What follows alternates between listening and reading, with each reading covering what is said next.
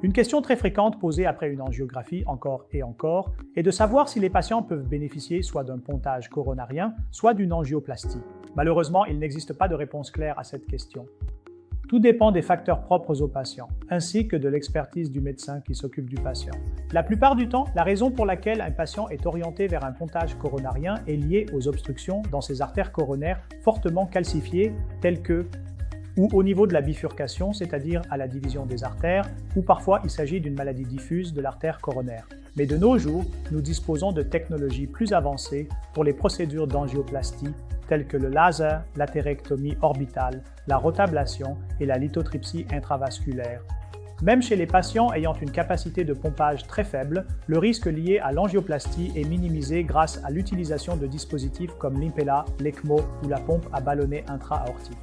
Et par conséquent, les résultats pour ces patients après une angioplastie sont bien meilleurs et la période de récupération est beaucoup plus rapide.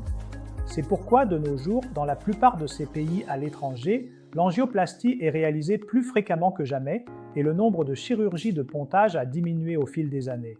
Ainsi, ces types de patients peuvent être traités par une petite intervention par ponction au niveau du poignet, ce qui leur permet de récupérer rapidement et d'être sortis de l'hôpital en quelques jours seulement. Et les résultats de ces procédures, à long terme, sont bien meilleurs grâce à la nouvelle génération de stents recouverts de médicaments actuellement disponibles sur le marché. Donc, cependant, il y a très peu de patients pour lesquels nous estimons que la chirurgie de pontage est préférable, mais la plupart du temps, ces patients peuvent être traités par angioplastie.